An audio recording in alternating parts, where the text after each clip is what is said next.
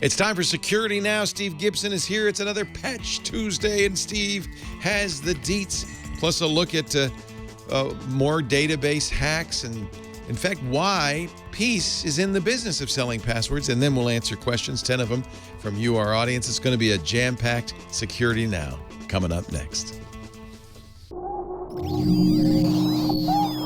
Netcasts you love. From people you trust.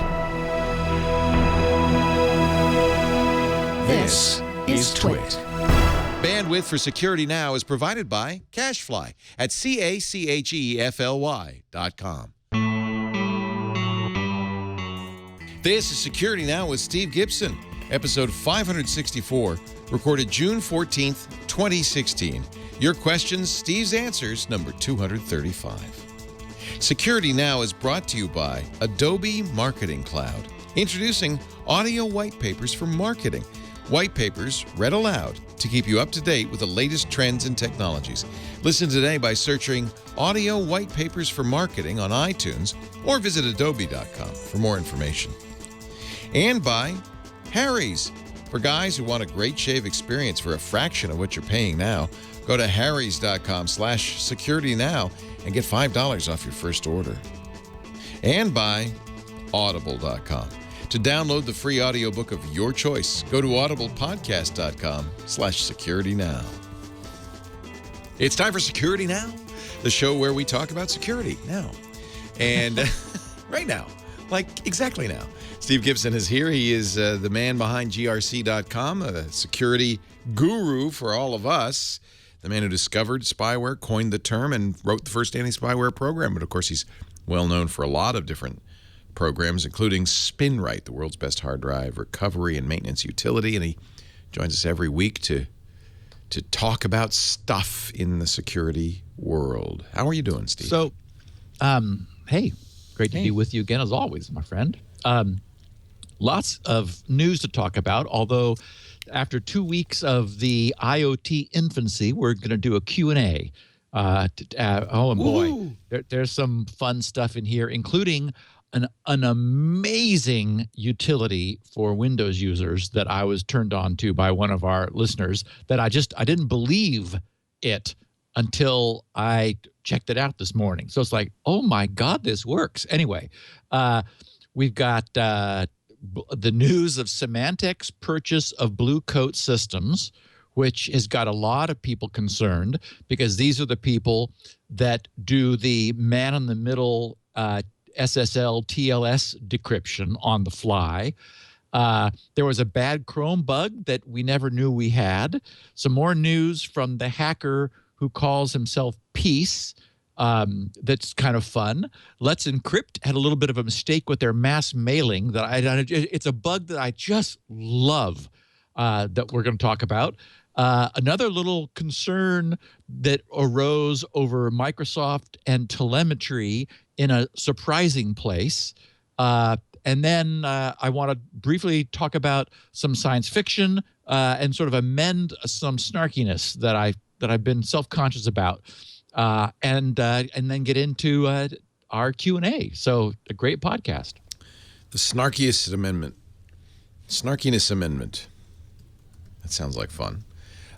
We got a new sponsor I'm really excited about. I want to tell everybody about it. We'll do that and then get into the news of the week. But yep. Adobe is sponsoring the show, and for something that's kind of unusual. Now, if you're a marketing professional or you have a business and you want to understand marketing it a little bit better, Adobe has created they call it the Audio White Papers for Marketing, and you can get them for free. They're on iTunes. You can download them. It's a series of audio podcasts. And Adobe always produces their stuff so well. It's really, they're quite enjoyable to listen to.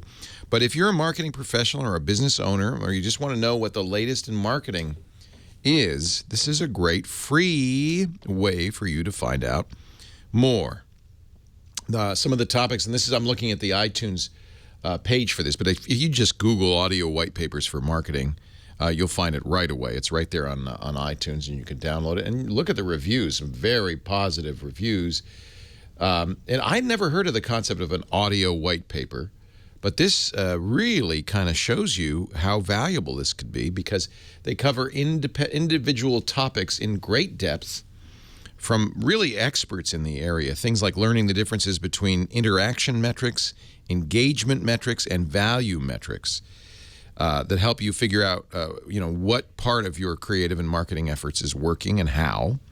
Creating personalized content that's relevant to consumers, using predictive analytics, creating a 360-degree view of each customer, no matter how or where they're interacting with your brand. Adobe knows a lot about that, and there's a lot more. There are 8 of them so far. I imagine there's more to come. All you have to do is search Audio White Papers for Marketing on iTunes today, and you will get great insights into the latest marketing trends. And I think a little entertaining as well. Adobe.com if you want to know more. But the key here, the takeaway, is to search for Adobe's Audio White Papers for Marketing. Audio White Papers for Marketing. And we thank Adobe Marketing Cloud for their support. I love the idea that they would go on a podcast to promote these podcasts. They're free. So it's not like, they're making any money on it. It's good for the brand, of course. But thank you for the support. We appreciate it. Well, again, in the same way that it made sense for Audible to be a sponsor here, because, people are doing audio stuff if they're listening to this podcast. One more thing you can listen to when you run out of Security Nows. Seems like a win.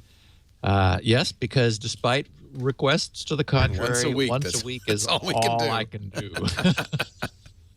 No, that's fine. Once a week it takes me a week to adjust and absorb.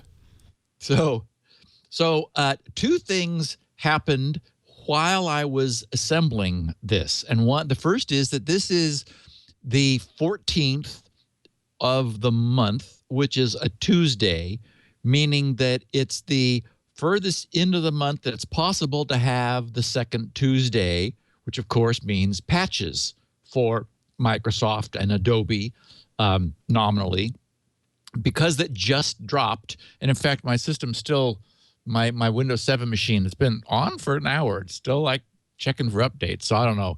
Anyway, I haven't had a chance to dig into them, but I do know there's a bunch. But because Brian Krebs at least dropped the news that there were more than 36 security vulnerabilities addressed today. So anyone using Windows, amazing. You're going to want to update yourself. I'm going to opening my Windows device. Adobe right now. normally drops on the second Tuesday, but apparently when they were getting ready to release their update, they became aware of a critical 0-day that was in use, being exploited actively. So they deferred their June update until later this week. So, I mean, again, I hope that a problem with Flash no longer actively affects any of our users, because, if nothing else, everyone should be using a browser which requires you to touch your nose with your middle finger of one hand while spinning around counterclockwise and then clicking the, yes, I'm sure I want to launch Adobe, when the X window comes up and says, you really don't want to launch Adobe.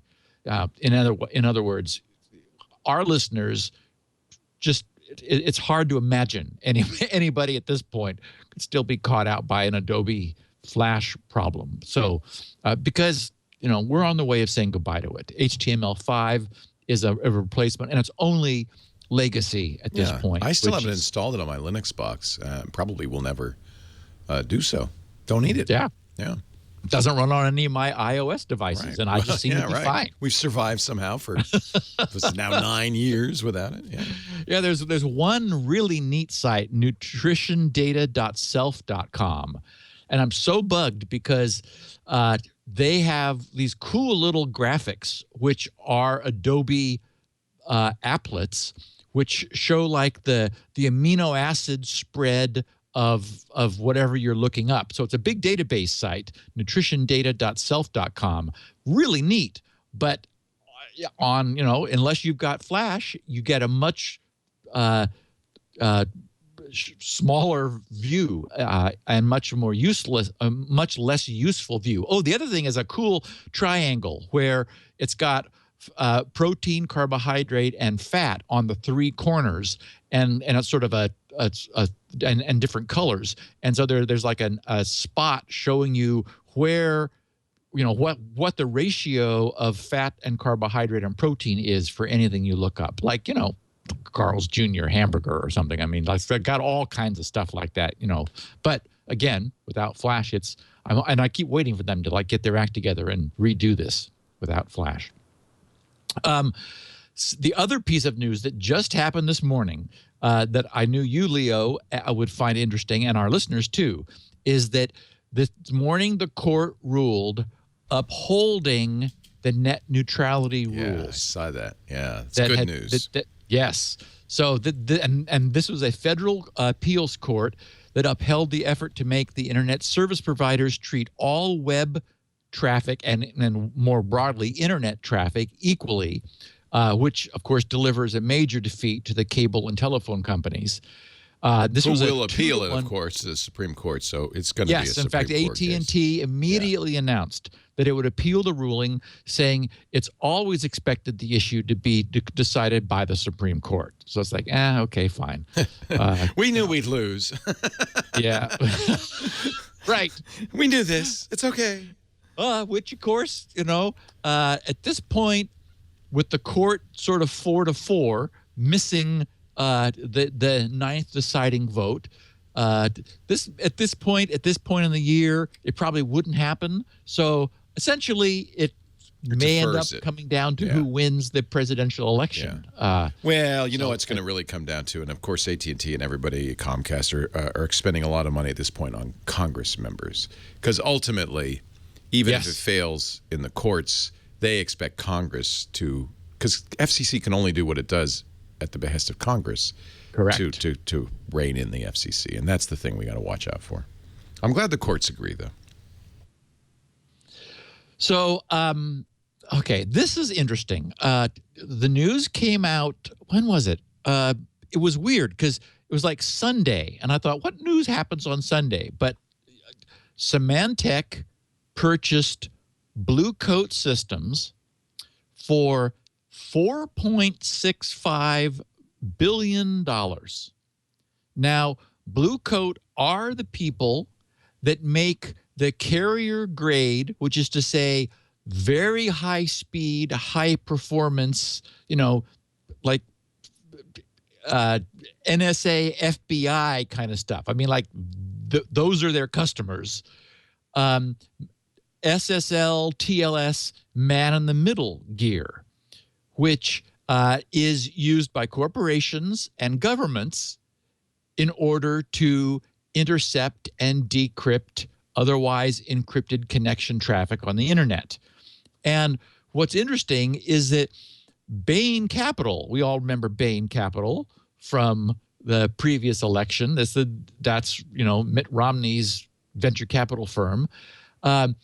They had purchased Blue Coat last year for $2.4 billion. So it's nearly doubled in value somehow in the last year. And so I guess Bain is happy. Unfortunately, I was going to say it'll be the bane of our existence. So here's the problem. And we talked about Blue Coat and Symantec a couple of weeks ago because it was discovered that Blue Coat had a Symantec intermediate certificate, which allowed that equipment to sign, to mint on the fly certs for any other site that you were visiting. I mean, and that's how these encrypted communication man-in-the-middle systems work, is in order to function, they have to be able, you have to trust their certificates. Now, what's completely different is that normally this is on a corporate, on the border of a corporate intranet, and all the systems running within that corporation have added a certificate so that they trust the certificates being created by that corporate's box on the internet. So it's sort of like, okay, you're using, and we've talked about this often, you're using corporate equipment, the corporate network. You, as an employee of the corporation, you implicitly acknowledge, and maybe explicitly, that your communications will be scanned for security purposes. Maybe that allows them to do content filtering, deep packet inspection, as it's often called, and protect the infrastructure of the corporation. So now what we have, though, is Symantec, which of course previously purchased Verizon. No, I don't mean Verizon. The people I used to buy my certs from before I. VeriSign. It's like Verizon, only just as bad. Only different. Only different. Same location in the alphabet. So of course, now we have a certificate authority whom we all trust. I mean, every system on the planet trusts these certificates, which Symantec / VeriSign are minting. VeriSign is one of the oldest original certificate authorities. So, so this is sort of just, and so this is why this purchase was generated some concern. Is that the manufacturer of the leading connection decrypting appliance is now owned by the leading certificate authority. Now, we talked about this a couple of weeks ago, and I said, okay, yeah, that seems not good. On the other hand, remember that our browsers are now trusting upwards of, I don't remember what the number was. It like 800? I mean, it's like everybody. So in the world, so and certificate authorities that are trusted exist in all major nation states, and it's naive to imagine that none of those, for example, random foreign certificate authorities that we trust because we want to be able to go to websites that are using certificates that they signed. It's naive to imagine that someone in the government can't require them to produce a certificate to install in equipment on their borders to allow them to perform deep packet inspection. And stepping back from all of this, I sort of found myself thinking, okay, well, what does this mean? What this really means is that connection encryption had a brief shining moment, and then it died. That is, it's over. For a while, we would bring up a connection just to give our username and password in a way that someone passively eavesdropping couldn't see. And then even then it wasn't really secure. I mean, that would prevent them from seeing our username and password. But then the site was in a big hurry to switch us back to HTTP with a cookie, which is what kept us then logged in. But the cookie over HTTP could be sniffed. And that's what Firesheep did, which we talked about years ago, was it sort of automated the process of allowing somebody who would just be running Firesheep as an add-on to Firefox to see to grab all of the logged on authentication cookies of everyone around them and just, click on one to log in as them, to impersonate them. So then, of course, we had this migration to encryption, where, can't have that happening. And processors got faster, servers got faster, we got SSL accelerators, and it stopped being the case that encryption was a performance and a computational burden on the server. So it started to become ubiquitous. Well, the powers that be don't want ubiquitous encryption. So now there are appliances which will be minting certificates on the fly that will almost certainly not require our clients to have a certificate from the appliance. They will be doing this and we won't know. And so the way to prevent this, or at least to be aware of it, is something we've also talked about, and that's certificate pinning. Because what cannot be spoofed, no matter how much technology you have, is the fingerprint of the certificate. And this, of course, is the way Google has been catching any instances of their certificates being misused like this. Somebody else signing a google.com cert, because the second Chrome sniffs a google.com cert that didn't actually come from Google, all hell breaks loose. Because Chrome has embedded in it the valid fingerprints of the certificates from Google. And if anyone ever tries to go to a Google property without it and receive a non-authentic Google signed certificate, the browser immediately alerts Google. So this is sort of, I mean, that's nice. And of course, this is why I built the GRC's fingerprinting pages, because GRC offers this service where my connection, which is sitting right on the level 3 backbone and definitely has no third-party appliance between it, my connection looks at the certificate and shows it to the user, and they're able to compare that with the certificate they have received, and of course they should be the same. So anyway, what I think this means, and everyone listening to this podcast has sort of watched my evolution over a relatively short span of time, going from thinking that this is a horrible idea, that a corporation should be doing this, to then, I guess this is probably some stages of grief that I've gone through, because at some point there's resignation, and then there's acceptance, and then did you get to anger and denial, or did we just skip right through that part? And at this point, I'm at the give up stage. Acceptance. Yeah, that's it. Because what this means is we need to plan. And so again, the listeners of this podcast, it's like, okay, wait, then what do we do? Now what?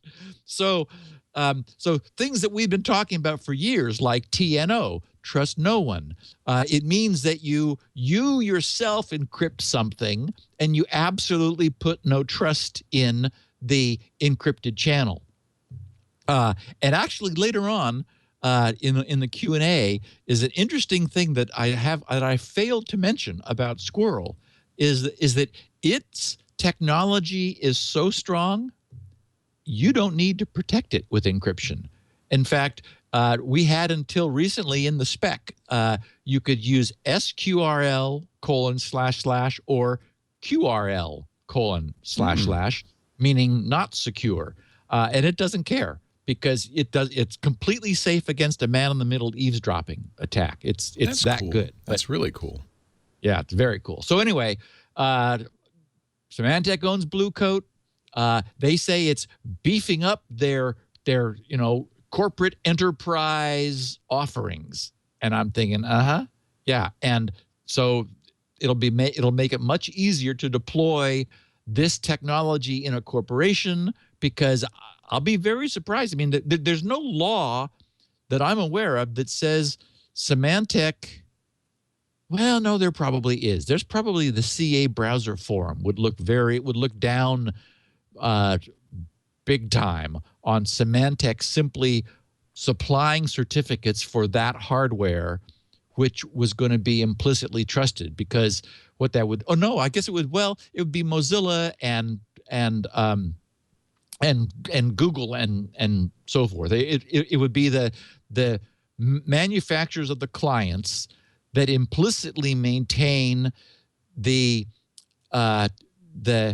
cache of public signatures of the CAs, which are used to verify the certificates. Symantec would be endangering itself and the trust that our clients have in certificates signed by Symantec/VeriSign. So anyway, bottom line is, I don't think connection encryption is long for this world. I mean, it'll be there, and it'll mean that we're no longer having in the clear connections, but there will be little waypoints throughout the internet where that traffic is decrypted, somebody snoops on it, and then it's re-encrypted and off it goes again. So it's sort of, it raises the bar, but it's no more like you have any clear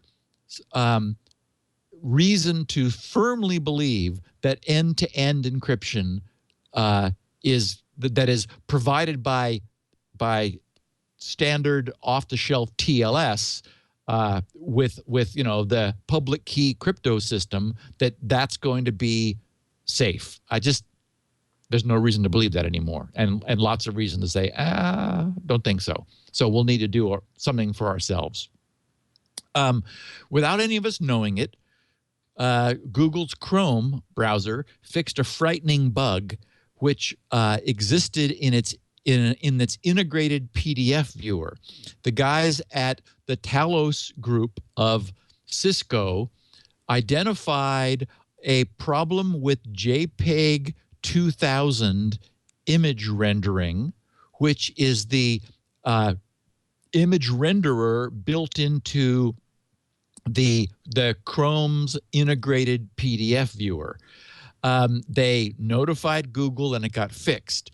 The open JPEG library doesn't have this problem. That's where this code came from, just because of the build process prevented this from happening. Google's somewhat different build process is what exposed this problem. And what this meant was, while this existed, if it was known to anyone, and it's not clear that it was ever exploited, but somebody could, a malicious site could create a PDF, which, if it were viewed by Chrome, would execute code in the context of the browser in the user's machine. And this highlights, the fact that this did exist, it got found, it was reported, it was patched, and everyone got it. This is now the way this ecosystem has to work.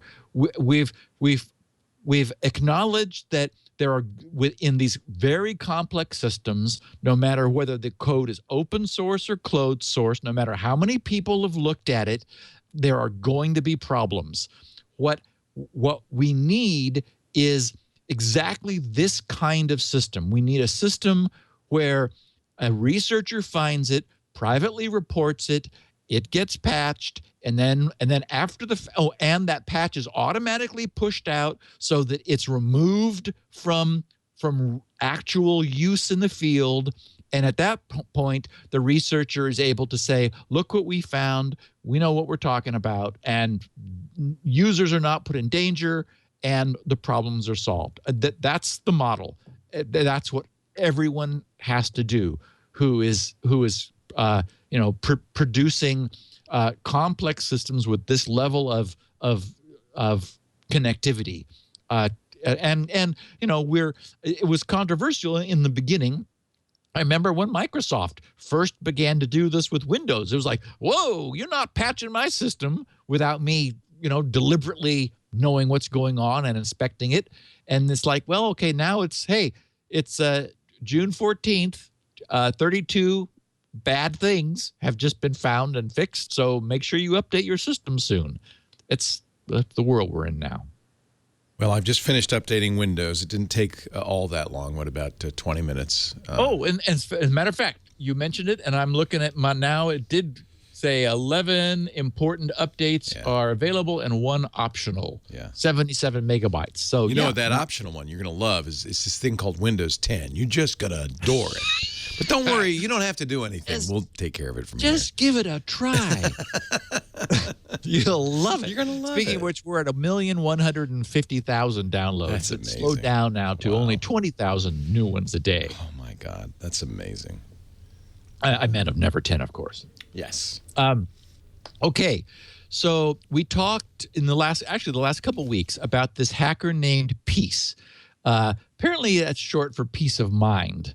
I'm not sure. Maybe that's tongue in cheek. It's P-E-A-C-E. So no puns about piece of anything else. It's that's correct. peace. Yeah, baby. And of course, he came in the news because he was the person offering the additional 117 million LinkedIn account credentials from 2012, which is what we believe tied into Mark Zuckerberg's breached Twitter account and Somebody tweeted me my face during the podcast when you switched over to the Well, I was like, it's very funny. So By the many way, crap. I after the show went to Have I Been Pwned, and yes, my email address anyway showed up on all 4. The Adobe breaches a long time ago, the LinkedIn, MySpace, and Tumblr breaches. But this was the thing that blew me away. 359 million MySpace accounts breached. Only 164 million LinkedIn accounts. So funny, the number I had is 360. I'm right about there. to get to that. Yep. Anyway, I just pointing out. Of course, I changed my passwords, but just because you're in this database doesn't mean anything, right? Those are probably old records. I would think. Yes, and so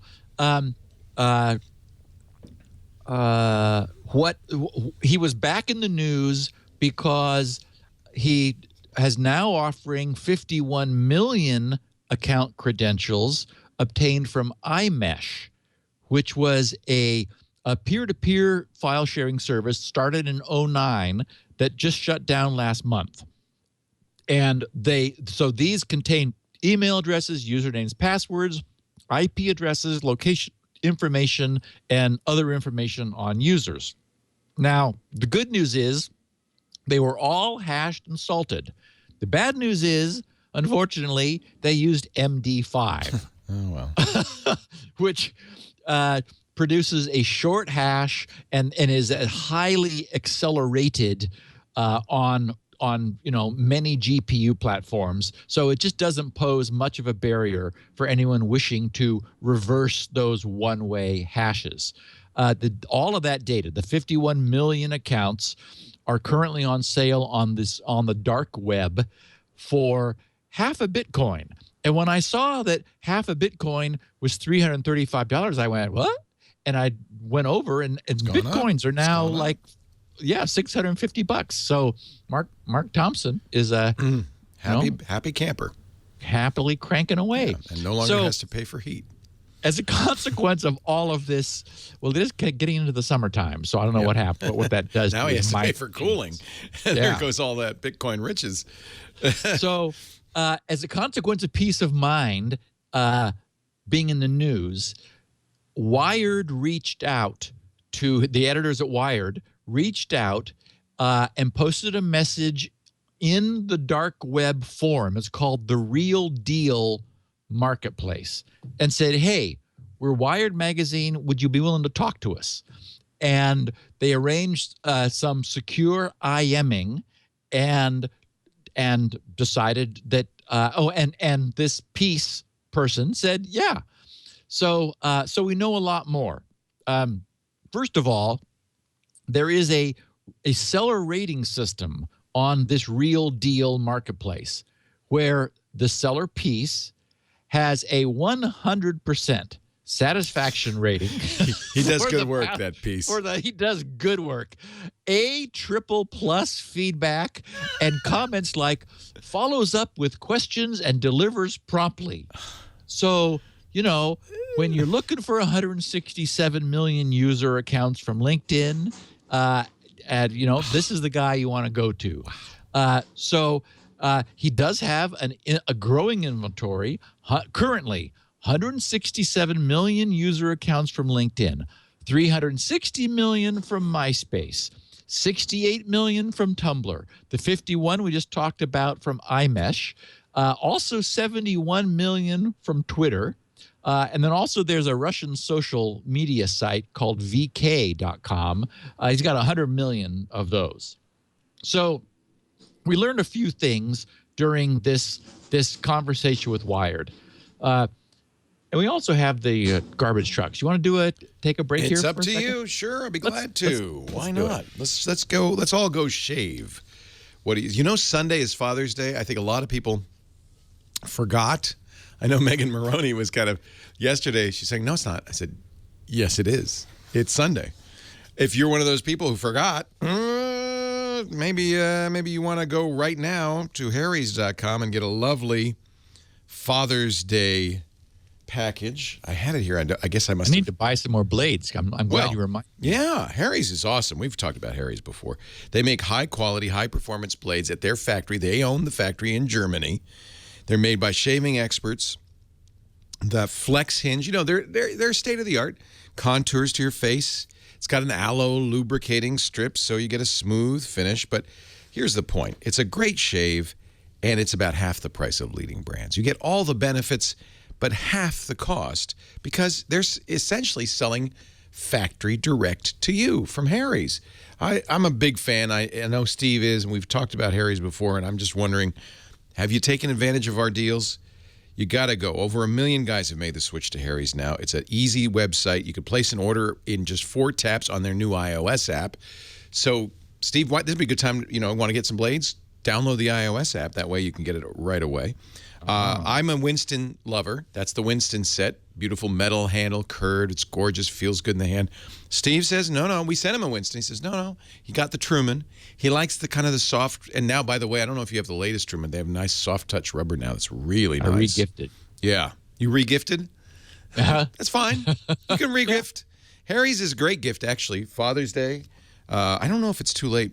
Go there and see right now. It might. See, it's Tuesday. I think you could probably get express shipping for Father's Day. And you know what? You can always tell Dad, I got you something that's coming Monday. No big deal. All their products look great.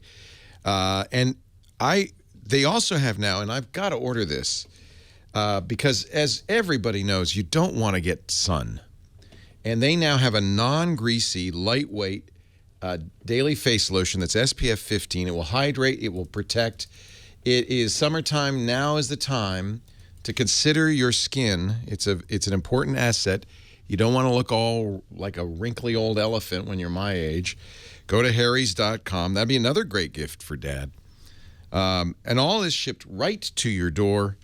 I think Harry's is pretty darn cool. This is their Father's Day package, which it comes in a gift box and includes, as with all their packages, the handle, the 3 blades. But this one also has, if you want, an engraved razor stand in it. You could choose from the shave cream or the foaming gel. If you want to be conservative, get the foaming gel. That's the one everybody's used to. I like the shave cream. It comes in a tube. By the way, these aren't sampler sizes. This is all full size. And it's $40, but we're going to show you how to get $5 off. And then you want to get in the subscription queue. I don't know why you don't have a subscription. Maybe you didn't. You should just get a subscription. Then you don't have to think about it. They'll just send you blades every other month or every month, whatever you need. There's the new lotion, the daily face wash. Got to add that to my subscription too. So here's the deal. Harry's, the starter set for you, just $15. You get the handle, the moisturizing shave cream, 3 of Harry's 5-blade German-engineered razors with the aloe strip and the pivot. Plus, there's a special offer. You get $5 off your first purchase when you visit harrys.com/security now. You could use it on the Father's Day gift set, too, if you're already a Harry's customer. Stop compromising and save money. Try Harry's today.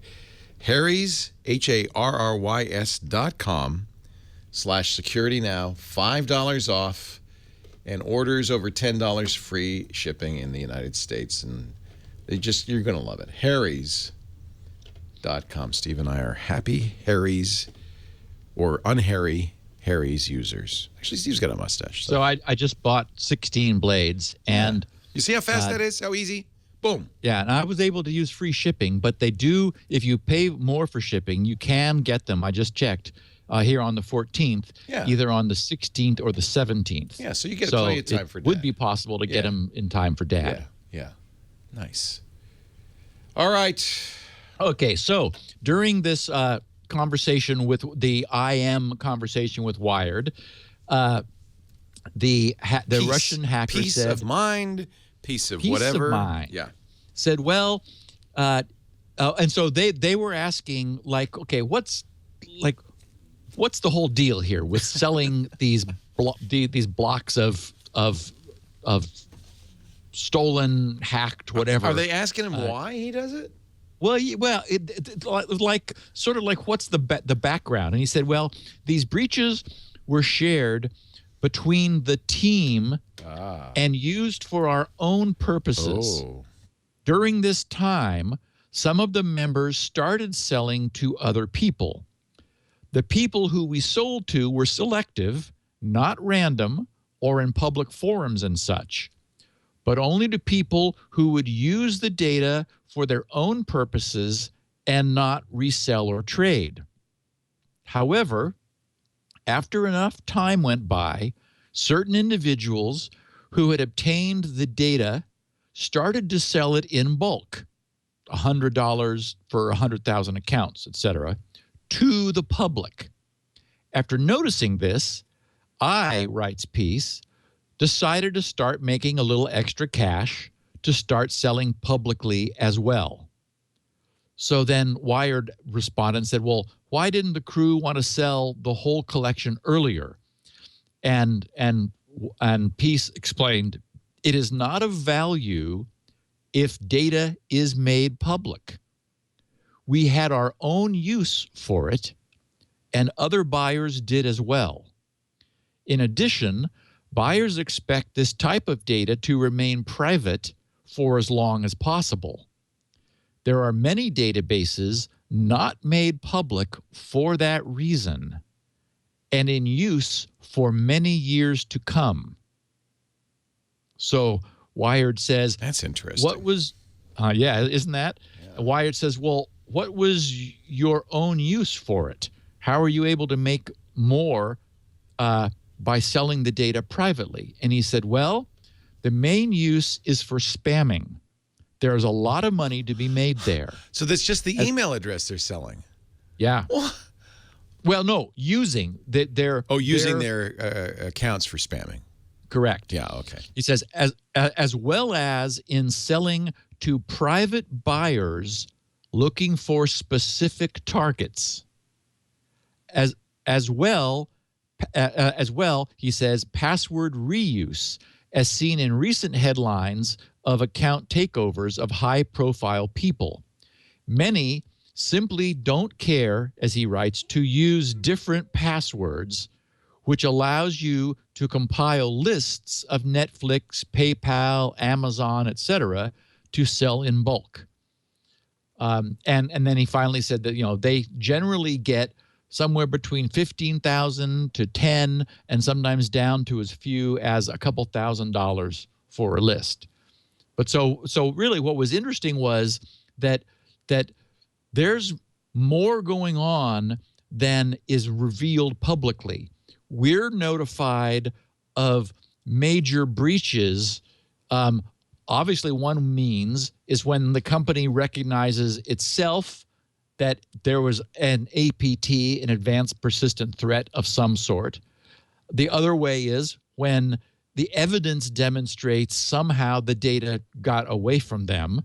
But then there's another classification, and that is databases that have been exfiltrated, where, as he writes, they're more valuable if that fact is kept secret, meaning that in targeted attacks, people are getting accounts breached, and that's because no one has notified them of a breach.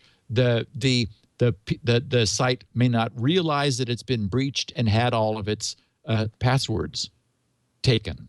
So, yeah, I just thought that was some interesting, and yay for Wired for taking the initiative to do that. Very interesting. I wondered myself, well, how does this get used? So I just love this bug. Oh, and I like the way Let's Encrypt handled it. They were completely upfront and dealt with it immediately. They wrote on June 11th, so that's 3 days ago, we started sending an email to all active subscribers who provided an email address. And I should mention that that's 383,000 subscribers, informing them of an update to our subscriber agreement. This was done via an automated system which contained a bug that mistakenly prepended. And the way they first explain it is not the cool part. They say that mistakenly prepended between 0 and 7,618 other email addresses to the body of the email. The result was that recipients could see the email addresses of other recipients. The problem was noticed and the system was stopped after 7,618 out of approximately, and here's the number, 383,000 emails. That is to say 1.9% were sent. They said each email mistakenly contained, and this is here it is. I love this. Each email mistakenly contained the email address from the emails sent prior to it. So earlier emails contained fewer addresses than the later ones. I just love this. There was a bug where, some buffer of email addresses wasn't being zeroed, and the recipient for this email was appended to the existing one in some fashion, so that the longer you waited, the more email addresses accumulated in the email that was going out until up until some person, the 7,618th person, received all previous 7,617 email addresses. So they said, they finished saying, we take our relationship with our users very seriously and apologize for the error. We'll be doing a thorough postmortem to determine exactly how this happened and how we can prevent something like this from happening again. Oh, that's good. We will update this incident report with our conclusions. If you received one of these emails, we ask that you not post lists of email addresses publicly. And, I think that was, they handled it as well as they could. As they say, stuff happens. And, they fessed up and shut it down as quickly as they could. But I just got a kick out of the idea that this, as this thing was rolling along, doing their mass mailing, it was just adding email addresses to the existing ones, or they said it was in the body of the email. So maybe it was somehow transferring them in. Who knows? But anyway, whoops. Microsoft raised some concern. It actually first appeared on Slashdot, and then got some coverage because a developer using Visual Studio 2015 discovered stuff in his binary that he didn't put there, and it was unfortunately named telemetry main invoke trigger. So it was like, wait, I wrote some code and I compiled it with Visual Studio 2015, and in my code is telemetry main invoke trigger. So everyone, of course, is a little touchy about Microsoft these days, with all of the telemetry being, not only in Windows 10, but also then being ported back into earlier versions of Windows, just because Microsoft wants to know how we're doing. So Steve Carroll, who is one of the high-ranking managers of the Visual Studio team, answered everyone's questions regarding what they're calling an undocumented feature. He said, "Our intent was benign. Our desire was to build a framework that will help investigate performance problems and improve the quality of our code optimizer should we ever get reports of slowdowns or endemic performance problems in the field. We apologize for raising the suspicion levels even further by not including the source in the common runtime for this." And they said this was just an oversight on our part. Okay, well, I dislike the idea that telemetry code is being embedded in everything that Visual Studio 2015 compiles, but I'm not using Visual Studio 2015 and won't. So for what it's worth, anyone who is, it would be nice if there was an option, if it was opt-in rather than just Microsoft assuming that we all want it and embedding it in binaries. No thanks. And I did want to mention that next week's topic is something extremely cool. Intel has a next generation technology which they're hoping will go a long way to thwarting one of the major weaknesses in the bare metal style exploitation. We've talked about so-called return-oriented programming, where the return-oriented programming is a technique whereby malicious code can get around the problem that it can't execute its own data by cleverly finding existing code at known locations and using that to achieve its ends. So, for example, the stack is often where short-term buffers are allocated.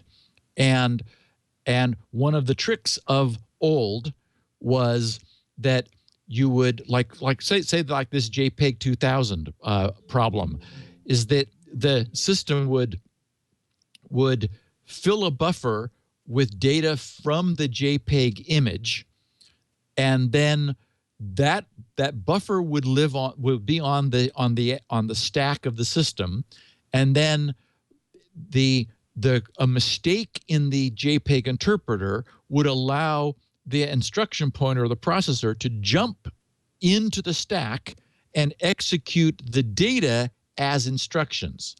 Well, that got fixed by marking these various segments of memory as executable or not. That was data execution prevention, DEP, that we talked about years ago, where the stack, which is meant to be data, the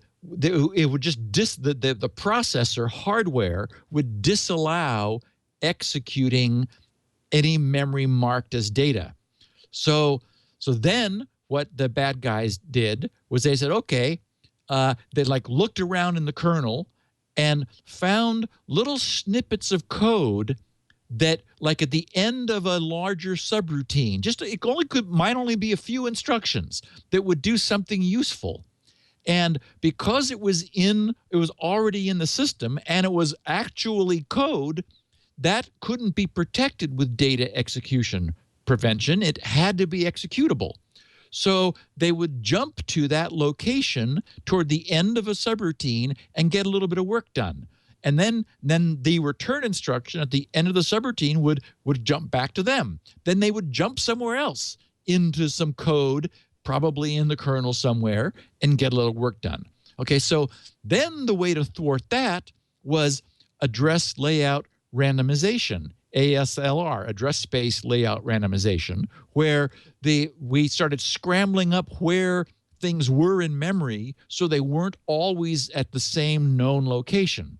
The problem is, turns out there's a lack of, due to for architectural reasons, there's a lack of granularity in where things can be put. They just can't be put on arbitrary boundaries. They're generally pretty well fixed. And it turns out there have been lots of ways that people have come up with for like figuring out where things are in a way that doesn't set off any alarms. Intel has a response now that solves this problem potentially. They call it CET, Control Flow Enforcement Technology, and it is very cool. It will be next week's. Get your propeller head ready, wound up, and I think it'll probably be fully unwound by the time we're done with that podcast next week. I did want to mention my talking about Squirrel, as I'm starting to more that we're getting near here at like release point. I got an interesting note that evidenced some confusion.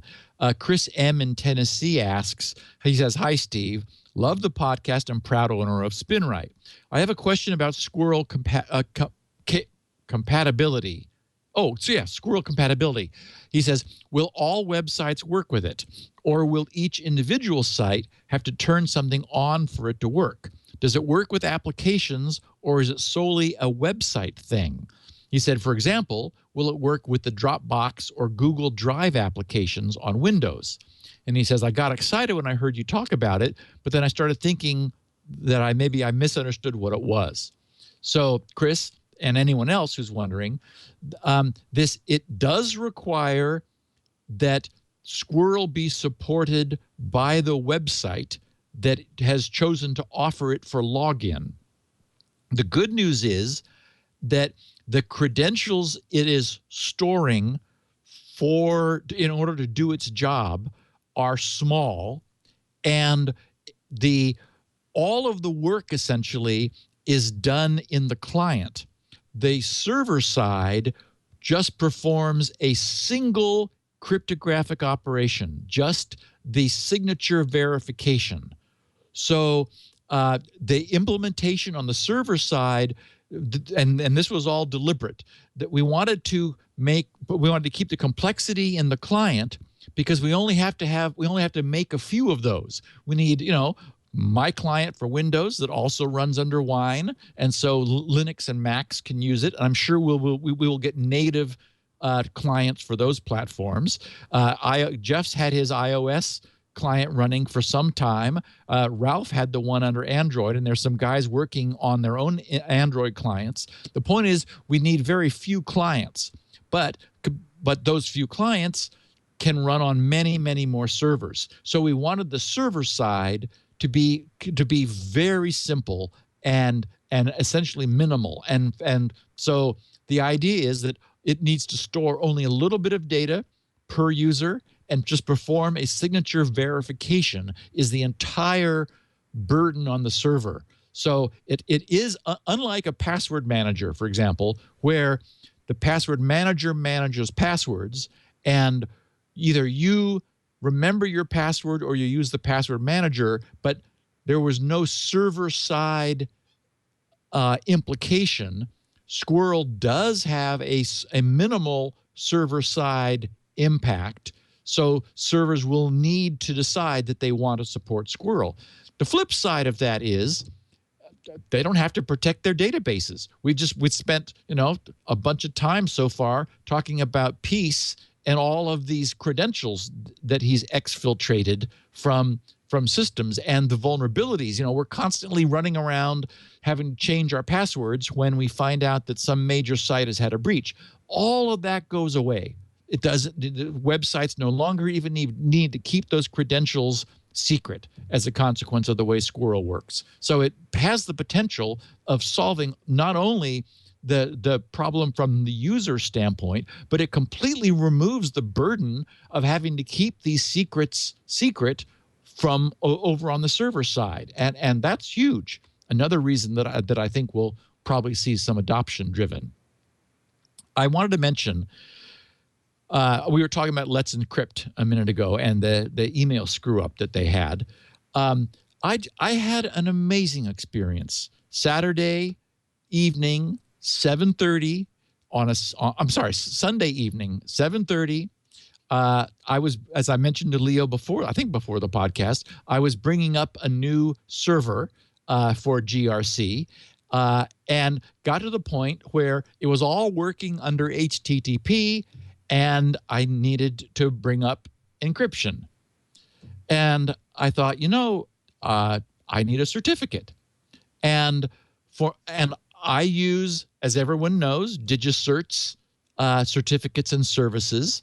And I like the green bar to show up on iOS devices and in browsers, and to get the extra treatment. Let's Encrypt, of course, has been a huge success, only providing domain validation, which is the only level of a certificate they offer, not organization validation, that is OV, nor extended validation, EV certificates. Anyway, the point is that about maybe 2 months ago, DigiCert contacted GRC and said, hey, it's time for us to re-verify your corporate information. And we weren't getting a certificate at the time. And I remember thinking, wow, that's okay, proactive. And I didn't really get it, except I was able Sunday night at 7:30, thanks to DigiCert having been proactive, having recent current information about GRC, ownership, company ownership, status, and all that. Everything that you need to do for the extended validation certificate. As a consequence, I was able to mint my own DV certificate on a Sunday evening and have it in about 10 minutes. I mean, from start to finish, 10 minutes. And I just thought, okay, this is too cool. And I put a note here in the show notes just to say, yes, Let's Encrypt will give. Oh, there's Fred.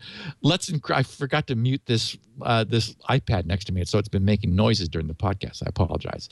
Yes, Let's Encrypt does domain validation, but for anyone who needs and wants a higher level of certification, organization validation, or EV extended validation certs, I've never all of my experiences with DigiCert are amazing, and I get feedback from people who have followed me into DigiCert and said their experiences have been similar. So I was just sort of sitting here 2 nights ago at 7:30 thinking that was amazing. I have now this new server that I'm bringing up, it has an EV cert 10 minutes after I set about making it happen.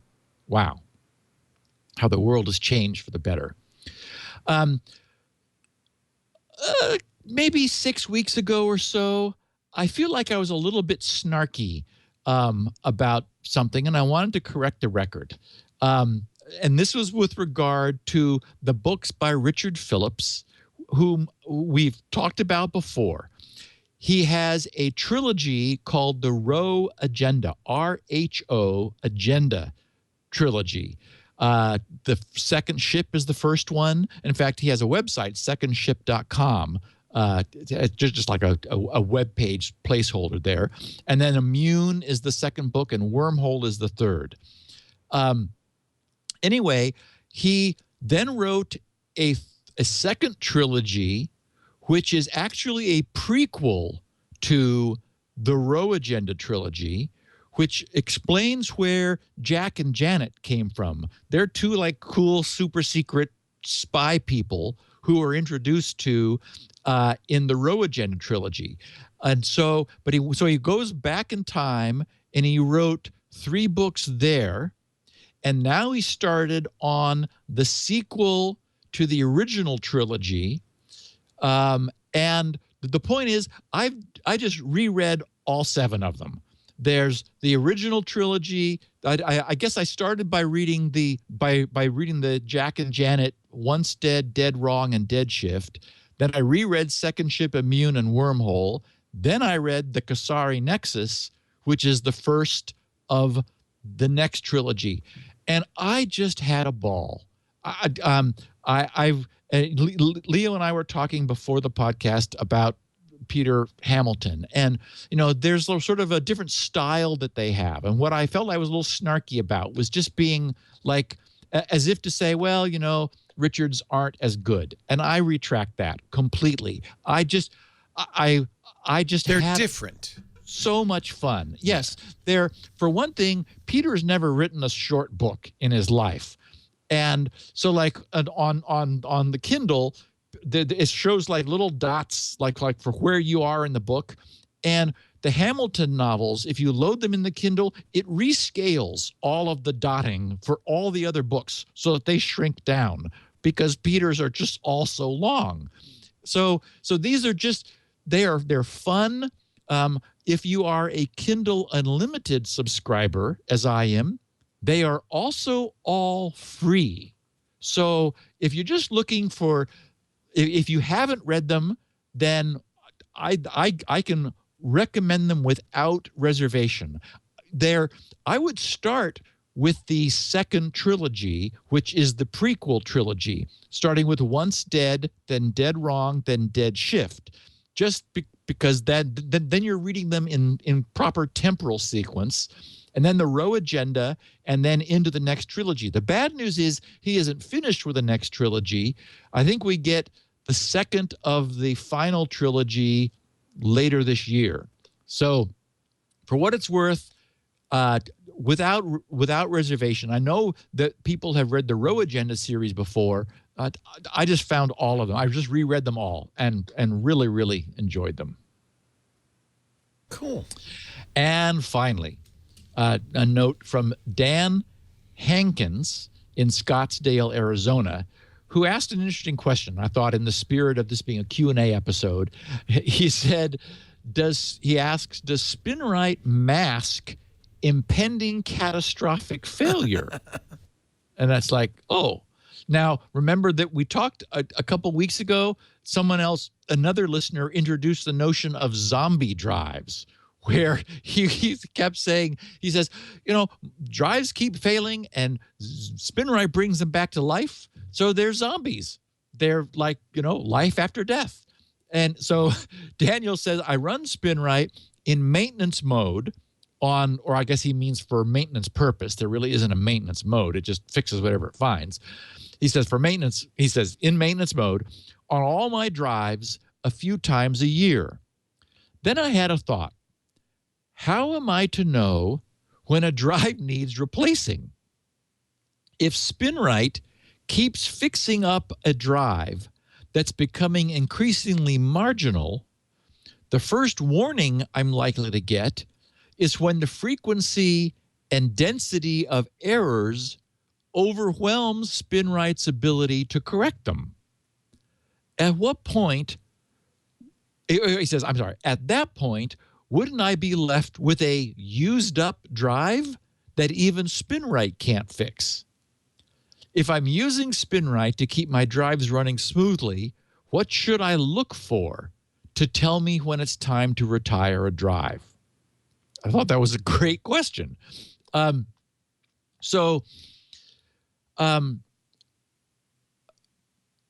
There is a screen that is worth looking at. It's the SMART screen, S-M-A-R-T, self-monitoring.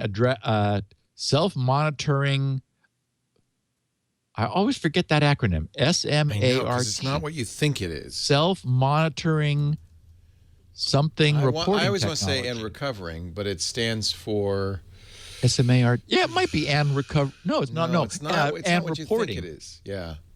It's reporting. I can't remember what the A is, though. Analysis. Self-monitoring analysis and reporting technology. That's SMART. Yeah. Anyway, that's the drive's own publishing of its view of its internal state.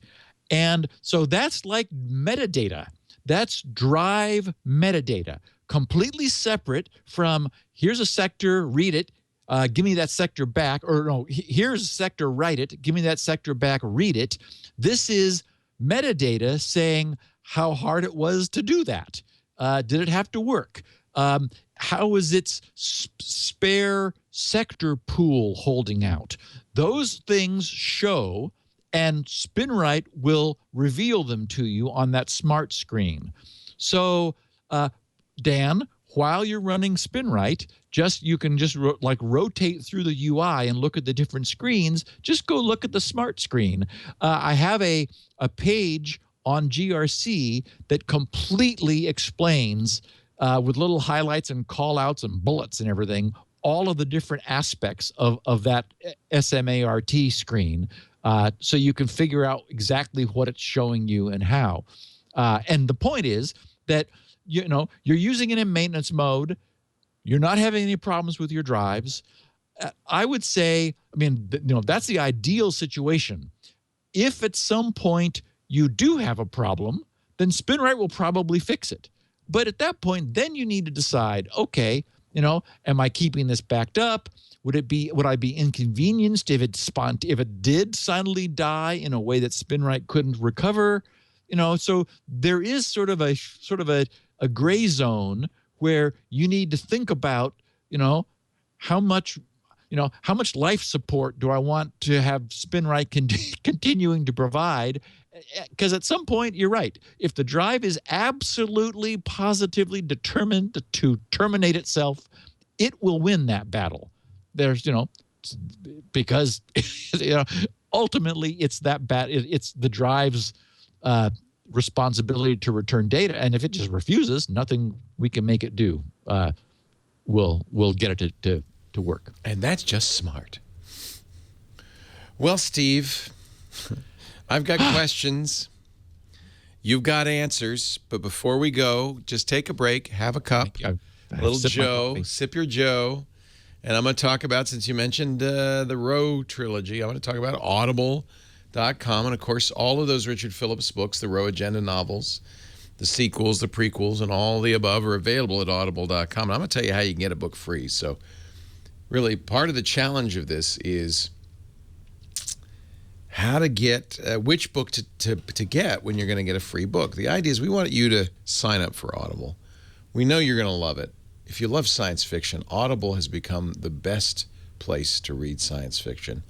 Not just the new stuff, like from Daniel Suarez and Peter Hamilton, but classics from Heinlein and Asimov. They're bringing them back.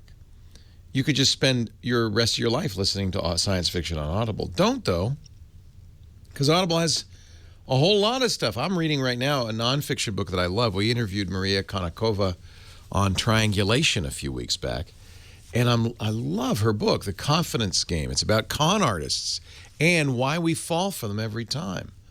The Bernie Madoffs and the Lance Armstrongs. She's a brilliant young lady, a psychologist who has written an incredible book I really enjoyed. Now, I also know a lot of you enjoy Bond novels. Of course, they've got all of those.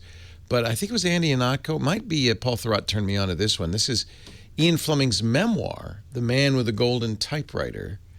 And it's the story, the letters, the James Bond letters Ian Fleming wrote to his wife behind the man who wrote the Bond novels. And I love that, too. I'm also reading As You Wish. I've had this in my library for so long. This is the memoir, Carrie Elwes' memoir of making the Princess Bride movie, and it features everybody who was in the movie. And if you're a fan of the movie, it is so much fun to go through it. But I'm just pointing out there's a lot. Fiction and nonfiction, history, science fiction. If you go and browse around, I'm sure you're going to find something you'd like to listen to, and now I'm going to get it for you free. Oh, classics, too. Look, a new Don Quixote. Oh, and it's one of Audible's best narrators. This is George Goodall. He has an unusual voice, but once you start... Somewhere in La Mancha, in a place whose name I do not care to remember, once you start listening to a him... gentleman lived not long ago, one of those who has a lance and ancient shield on a shelf and keeps a skinny nag and a greyhound for racing. You feel like you're sitting around the campfire, and this guy is reading you this amazing story. I've got to get this. Got to get this. So classics, too. Here's the deal. Free book awaits for you at audiblepodcast.com/security now. What we're going to do is we're going to sign you up for the Gold account. That's the book a month subscription. But the first 30 days are free. The first credit for your book is free. You even get the Daily Digest of the Wall Street Journal or the New York Times free for that month. Cancel anytime in the first 30 days, pay nothing. Keep the book, though. Oh, this is another one. Somebody who's reading this that I know. One of our friends is reading this. Loves it. Hackers, Stephen Levy's amazing story of the MIT hackers who started it all in the 60s. This is an amazing book that if you are into technology and computers, you have to read. What better way to do it? We were talking about Richard Feynman. They've got all of his books. They've even got, which I love, his lectures. Now, I think you could probably get those for free somewhere on the internet. But, man, listening to Richard Feynman describe physics, listen to his voice. He's just got such a great... Now, of course, if you watch long enough, you may eventually catch on to a few of the rules. The rules of the game is what I mean by the fundamental physics. I love this guy. Man, you may not understand a word he says, and I have to admit, these are challenging. They include quantum physics and the standard model and on and on and on. Audible is such a great resource. Get your first one free. audiblepodcast.com/security now. I promise you, you're going to love it. And if you don't, well, no harm, no foul. You pay nothing.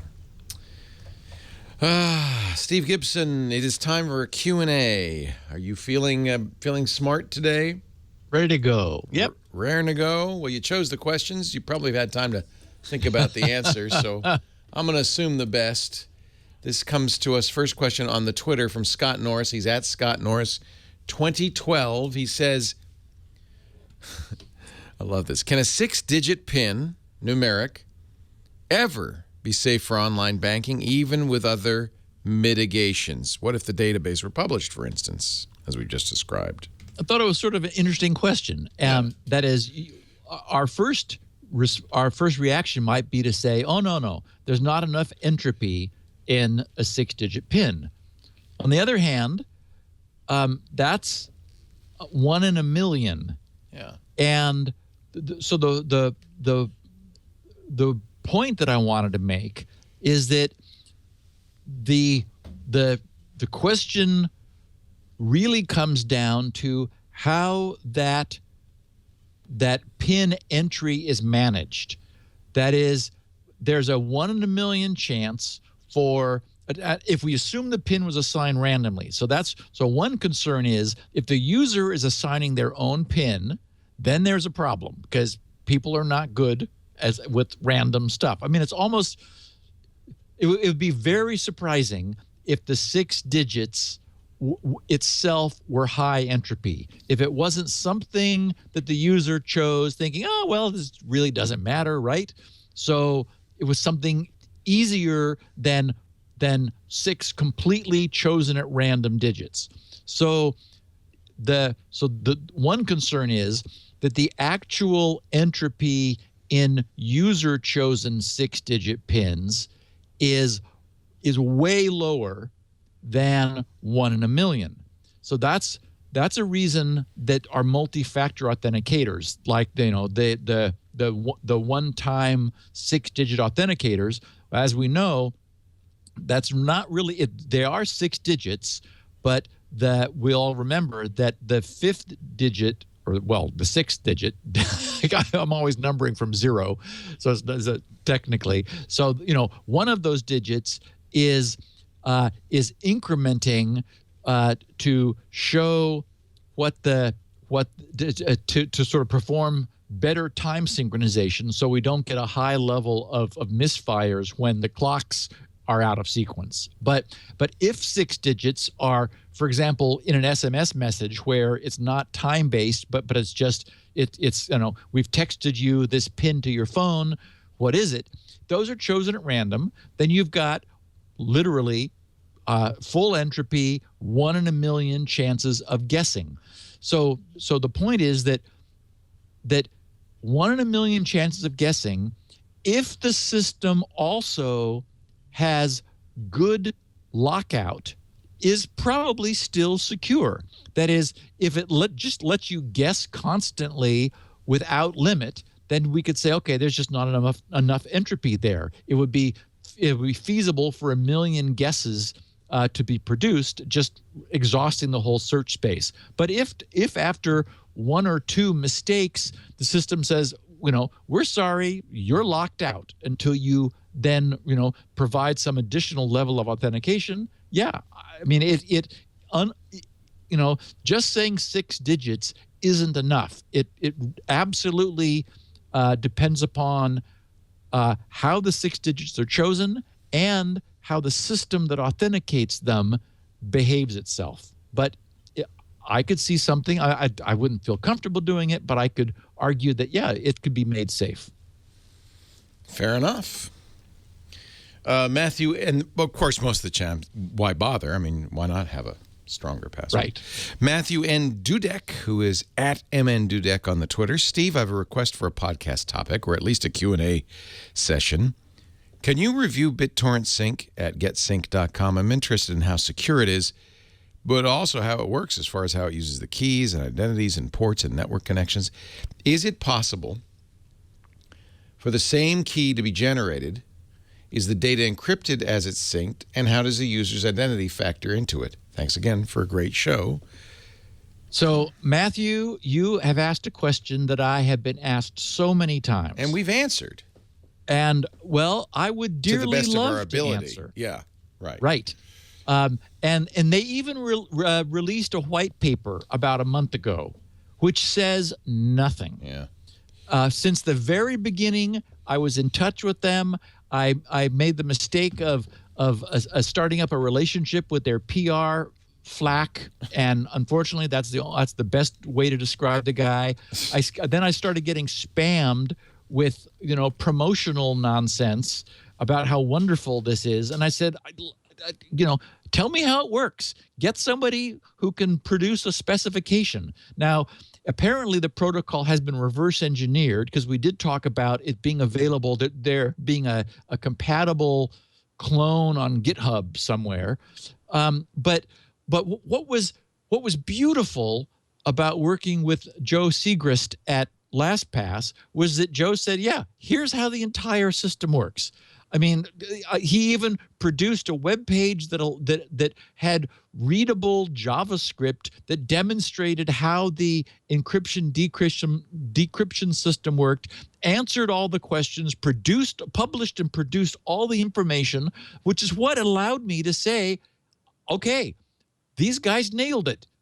This is what I'm using, and I did. Unfortunately, the BitTorrent guys, for whatever reason, don't feel they need to do that. Clearly, people are using it without any idea how it is it exactly works in an official document for them. And so my feeling is, sorry, I'm not going to help you guys to promote this if you won't tell me how a secure system functions. Maybe someday they'll get around to doing that, in which case I'll definitely do a deep dive into it. But at this point, they won't tell me. It underscores my position all along, which is you want to use, if you're going to rely on something like that, you want to use open source, because you want to be able to validate that it does what it says it does, know what technologies it uses, et cetera, et cetera. It's kind of a cool idea. Maybe. I mean, LastPass is not open. Right. But it's you open looked at the technology. source, right? It's open protocol. Right. Yeah. So, I mean, it means the open source means that you have the ability to check it. However, we see as many problems in OpenSSL as in anything else. But it got caught, and it can get fixed because it's open source and people can review it. And the problem is, the only other enclosed source software, you're just kind of saying, well, I trust you. I use BitTorrent Sync, and I use it to back up my Minecraft server. So it's it's like not a high security issue. Mission critical. It's a really convenient way to back. So I take those 3 folders that are the Minecraft servers, and you get a unique number. As you know, you get a unique number. You share that number with BitTorrent Sync running on another system, and it'll automatically synchronize. And I can do it on multiple systems, so I can have. In that sense, it's very convenient. And so you're not saying don't use it, just don't assume that it's safe somehow. Correct. And relative to open source, while we're here, what I would say is that I think it's the future. That is, in terms of the arc of the industry, we began in a completely, I mean, there was no notion of open source. It was proprietary software with ridiculous license agreements that left the users no recourse, despite any problems the systems would have. The good news is the open systems are continuing to mature and increase their breadth and capability. I just brought up a complete front-to-back open source server with FreeBSD as the underlying Unix OS, Apache 2.4, the MariaDB instead of the MySQL database, and PHP 7, 100%. And I mean, it's fully functional, and I'm completely happy that, I can understand anything that I want to about it. Yeah. Nothing is hidden. Yeah. And it was a great experience. So I really do believe, I think the future is in that direction. Yeah, in more ways than even than operating systems or servers. I think even on desktops. I mean, we're already doing it to a certain degree on Chrome OS, and even Macintosh has its underlying components, or Darwin, which is an open source system. History's on our side, on the side of open and free software, I think. Yeah. And if you're talking about quality, I think you could say it's every bit as good. Well, in many cases, not in every case. Yeah, I would say polish. It lacks a little of the polish, but it's like it's getting better. Well, yeah, that's as people who, as accomplished programmers, continue to start contributing to these things, you're going to get better and better stuff. Right. And what's nice is you might have 1,000 people working on something, and that's why keeping stuff up to date is in some ways easier, because but it also has negatives. Software that's not popular doesn't do very well in the long run because you need a certain number of people supporting it. Johannes Dankel in Chicago, Illinois, wonders if Steve's running a double standard. Last week you went after Microsoft's claims that Windows 10 is more secure, saying only history can prove a system's security. So what about Squirrel? Aren't you doing this exactly the same thing by asserting Squirrel's security as you have been doing? I thought this was an interesting question, and my response is that Squirrel is unbelievably simple compared to Windows. There is no, I was going to say there's no person that understands Windows. There's no group. There's no team. There's no building of people up in Redmond that understand all of what Windows is doing. So, and this is part of the problem, is, as we know, complexity is the enemy of security. The more complex these systems are, and the more unknowable they are, how can anyone make an assertion about something they don't understand, that they don't know?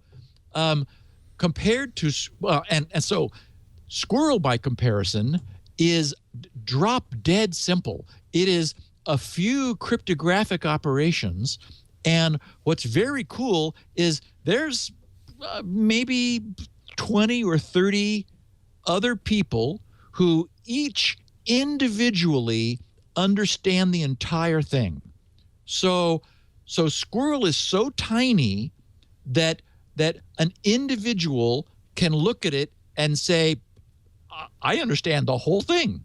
Well, okay, except for maybe the the equations of the identity lock protocol that I don't understand, except that I'm able to demonstrate that they're simple equations and they hold, and it does what it says.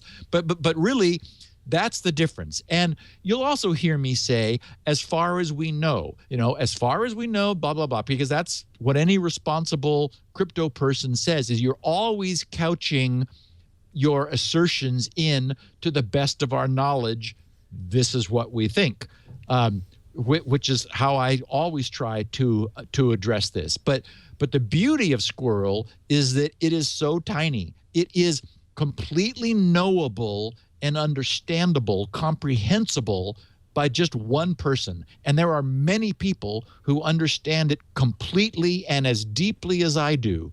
And that makes it completely separate from Windows, which nobody understands. There's nobody who could possibly encompass, whose knowledge could encompass Windows. It's too huge. Mike in Taiwan shares a chilling story from when he was in Greenville, South Carolina. Steve, I enjoyed your last segment on the insecure baby monitors. It brought to mind something I encountered in the early 90s. I had just purchased a radio scanner. I was scanning through the 49 megahertz range. This was around 6 p.m. on Friday before Memorial Day weekend. The scanner locked onto a carrier with the audio of a husband and wife arguing. At first I thought, well, this is just a TV show. But then I recognized the voice of my neighbors about 7 doors down. These neighbors owned, this is amazing, a high-end custom diamond jewelry design store. It was a family-owned second-generation business employing other family members as well. It seemed the sister had left the store earlier in the afternoon to head for the coast for the holiday weekend. My neighbors were getting ready to leave for the coast around 6:30 to join her. But shortly after the sister had left, they received a shipment of $100,000 worth of unmounted diamonds to the store. The problem was the sister had left with the keys to the safe, hence the argument. The husband was mad because they were going to have to cancel the trip and stay home to babysit the diamonds. The wife said, no, we could just put the package under the bed and stuff it up against the headboard and no one will ever know. Even if the house were broken into, no one would look there for anything to steal. So they put the diamonds there and headed off for the coast for the long weekend. If an unscrupulous person had overheard this, it would have been easy pickings. The house backed up onto some woods. All that person would have had to do in the wee hours of the morning, enter the property through the woods, break in through the back door. They'd be in and out in 30 seconds, gone with $100,000 worth of diamonds without anyone seeing them. Now, the range of these 49 megahertz monitors was about 700 feet. Flash forward to 2016 and the current crop of internet-connected baby monitors. Can you imagine the potential consequences if this conversation were broadcast worldwide? So the warning is, be aware of what you say and do around these monitors. Also be aware that the audio range is not just confined to one room. It can pick up sounds from other rooms, especially if you're a noisy family. Mike, currently living in Taiwan, formerly from Greenville, South Carolina, and no, not $100,000 richer. Funny story. That's great. I thought that was great. And I've often spoken on this podcast about the analog cell phone days when I was playing around with a scanner and listening to people's cellular conversations that they assumed were private and personal. And it was like, oh, goodness. Yeah. Woz admits to doing that. Woz says it was great fun. Oh, yeah. I mean, it's like, well, sorry, you're using a radio. And I can listen. Yeah. Anyway, so of course the flip side, the information had context because Mike knew the voices of these people. He knew where they lived. Yeah. Exactly. Yeah. And so as I was thinking about this, I thought, well, okay, if you had the IP address of this, you knew that you heard this conversation at the IP address, then I was trying to think if there's any way to get the MAC address from that. Maybe if you could localize it closely enough, you could get if you could get the MAC address, then you might be able to, like drive down the street until you found where the Wi-Fi was, assuming that they had Wi-Fi in the house and so forth. But anyway, I thought that was just too fun not to share with our listeners that yes, you do need to be careful about what gets broadcast out of your home. It's hysterical. Nicholas Kaiser in Stockholm, Sweden, reminds us about the Shodan search engine. To put a bit of a fine point on your excellent, scary baby monitor coverage last week, if you have a paid account for Shodan, you can search for specific ports which require no authentication.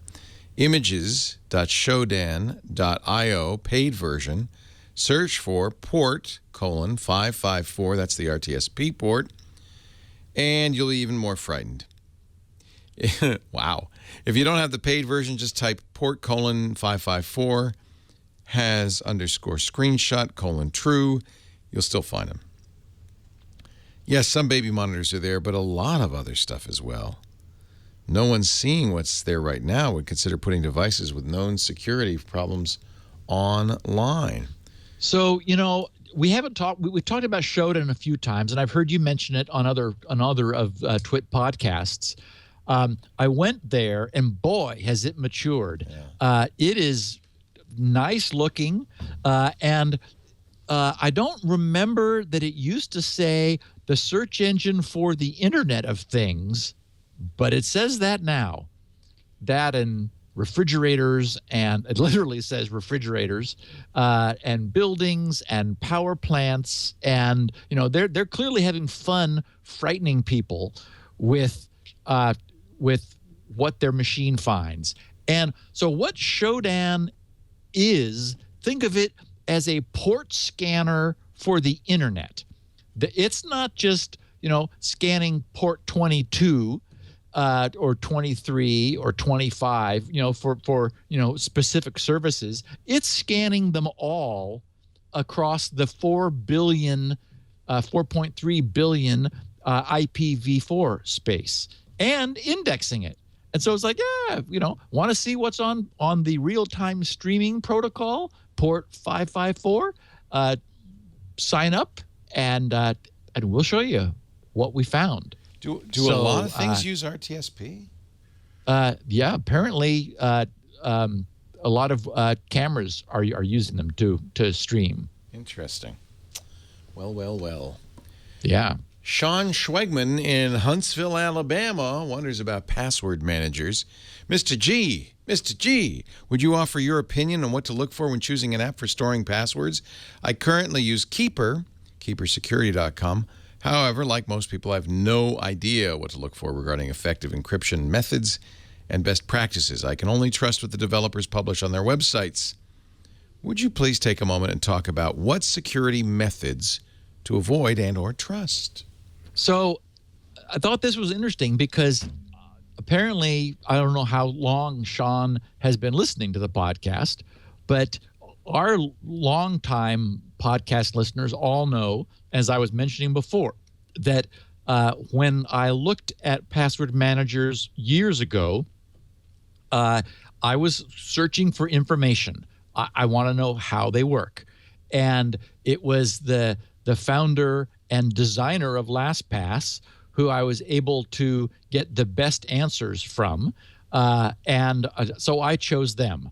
I don't know anything about Keeper Security, but for example, I just went to keepersecurity.com. Under there, they have both business and personal versions or offerings. And under the Keeper Free, as they call it, they offer the features of local password storage, single device, and email support. And then if you pay $30 per year, you get unlimited password storage. So I guess that means that there's a limit to your password storage for the free version, unlimited devices and sync. So so we know that the free one is a single device without sync, unlimited secure cloud backup. So we know that the free one doesn't do cloud backup, and unlimited secure record sharing. So we know the free one doesn't have that, and fingerprint login. So the free one doesn't have that, web app, and 24/7 support. So, just in terms of, so I know nothing about the crypto level because none of that is available. None of that is shown. But what I do know is that LastPass, my chosen password manager, gives you all of that stuff that you're paying them $30 a year for in the free version. So, and a complete disclosure of the technology, cloud syncing, multiple devices, runs on all the platforms, yada, yada, yada. So there's been some concern that LastPass was purchased by, do you remember who, Leo? I'm blanking on. Yeah, LogMeIn.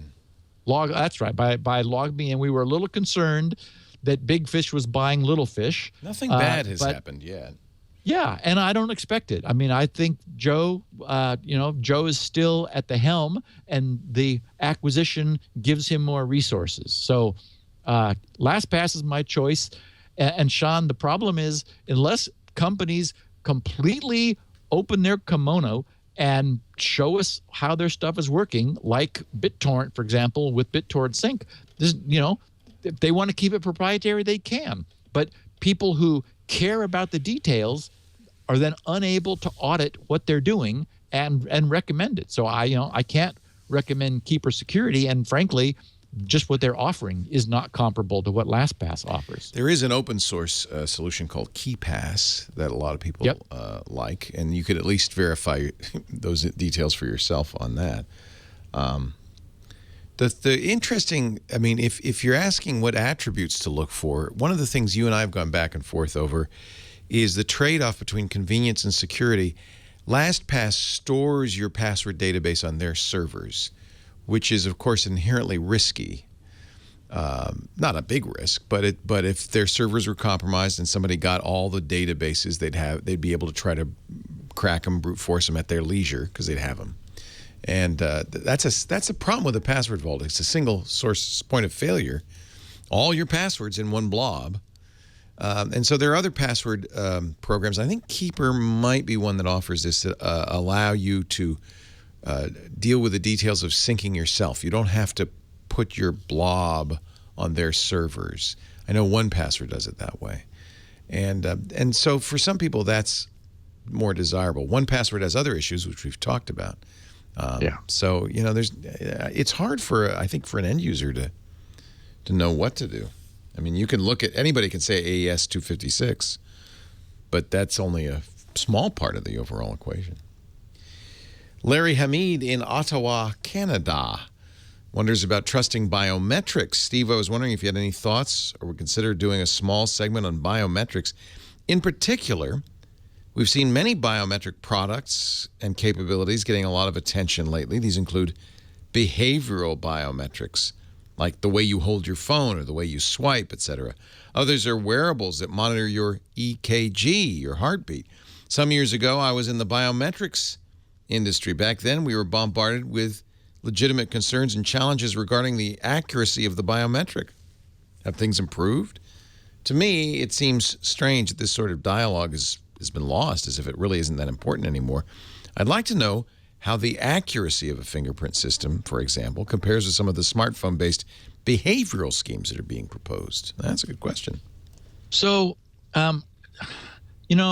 we've talked about all kinds of biometrics in the past. I've mentioned how getting into the data center at level 3 required me to put my hand on a reader or a scanner in order to verify the physical properties of my hand, and then also enter a short PIN. So there was two-factor, and of course, then inside I'm under camera surveillance, and all of the individual facilities are locked. So there's a lot of security there, and of course we were talking about fingerprint readers and the Apple products, for example, and now being made available over on Android devices also.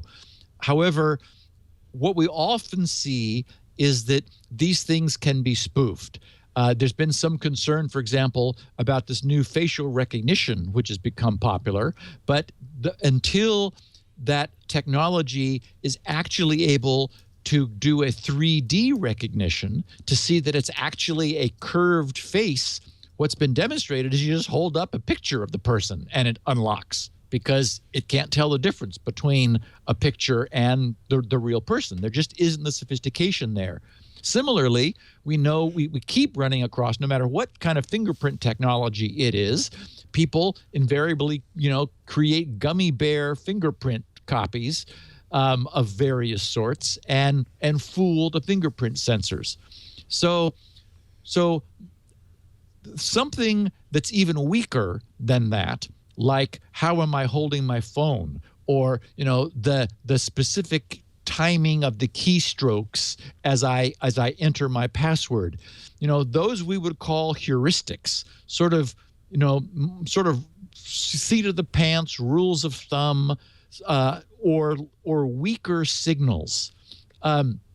Stepping back from all of this, I just keep coming back to something Something to me, something you know seems like the ultimate better way to secure, but the trade-off, for example, that Apple has made, where you have a fingerprint that you're able to use under certain circumstances. For example, you can't use it if you haven't logged in for 2 days, because they're wanting to protect the user. So there's a set of trade-offs to lessen the vulnerability presented by the weaker signal that I think all biometrics probably is.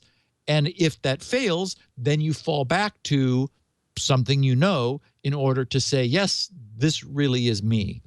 So, and I don't see this as a technology problem. That is, I don't see it getting better in the future, except maybe the more parameters of the person you took, for example, a fingerprint and a retina scan, you sort of up the ante in order to create a composite signal from more biometrics. And then if you really care about security, also something I think is probably the way to go. But biometrics, I mean, this is the classic trade-off of convenience and security. The biometrics are almost across the board implemented for convenience, not for security. There you go. And it's always that trade-off. Yeah. Let's see, moving on. Steve in Hong Kong, the one with the famous post office. I take it he wrote that. Voices a squirrel worry. Steve in SN 563, you noted the squirrel allows an identity on a site to be reset without authentication and access only then granted again by the use of a master key. Isn't this a potential attack mechanism on Squirrel itself, whereby users could be de-authenticated en masse? Further, a man-in-the-middle attack could trigger a reset when it spots Squirrel being used for authentication and then simply sit and wait for the master key to be entered. Just thinking aloud. Thanks for the great podcasts over the years. So 2 things. First of all, I wanted to make sure that I corrected the record. It's not possible for just anyone to go and disable the Squirrel identity. He's using the word reset, but he's talking about what I was talking about, where you're able to disable the identity if you believe that your Squirrel identity may have been compromised. But you use your Squirrel client to perform the disable. So not anybody can just disable anyone else's Squirrel identity. You have to still use Squirrel to tell the site, hi, it's me, but I want to now disable future recognition of me. And so that presents any sort of a denial of service of this sort on the system. And then at that point is when you need the higher level of authentication provided by the so-called rescue code in order to say, okay, here's now I've got my rescue code. I want to re-enable access since I'm also going to rekey the identity to solve this problem of being concerned that the identity may have escaped from me. And then the other thing he brought up is this man-in-the-middle attack. And I will say again that one of the coolest things about Squirrel is it is so safe to use that you can do it over a non-encrypted connection. We were, until only maybe a few months ago, this was an argument over in the news group where all of this has been debated, is whether or not we ought to formally allow non-secure use of Squirrel. And I finally sort of unilaterally said no. Yes, it is secure to do that, but why? We're in a world with Let's Encrypt, where we can get domain validation certs for free. Encryption is the future. I was worried that people wouldn't understand that Squirrel is so strong that it could be exposed to non-encrypted communications without in any way reducing the integrity of the protocol. And so I thought, there's just I understood the argument that there might be places for non-encrypted use, but where it's 100% encrypted on top of the existing security of the protocol. So a little bit of belts and suspenders. Nothing wrong with that. John in Montreal wonders whether a human brain really is better. Perhaps you, as I, have experienced the horrible feeling that can overcome you when stopped at a traffic light and a car in your peripheral vision moves backwards. Admittedly, this does not happen often, but when it does, your instinctive reaction is to assume that your vehicle is creeping forward. You step on the brake with enough force to brake it, and nothing happens. Panic sets in momentarily until you realize what is going on. The trouble is that during this period of confusion, really bad things can happen. It is what cost Kennedy his life while piloting his small plane. Who? I wasn't sure. I thought maybe you, as the great repository of knowledge, would know. Maybe Bob Denver. Kennedy, I don't know. I don't think I what don't know. Kennedy Kennedy, mispiloted his plane. But this was interesting. First of all, I loved John mentioning this because this has happened. I assume it's happened to all of us, where for some inexplicable reason the car next to you goes backwards. John Jr. That is actually what happened to John. That's right. John Kennedy Jr. I forgot. Yeah, that's right. Whoops. Yeah.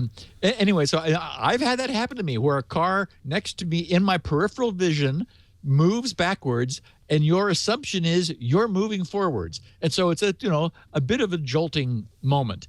Anyway, I like this because I wanted to follow up. John was, of course, talking about following up on the self-driving car discussion we had last week.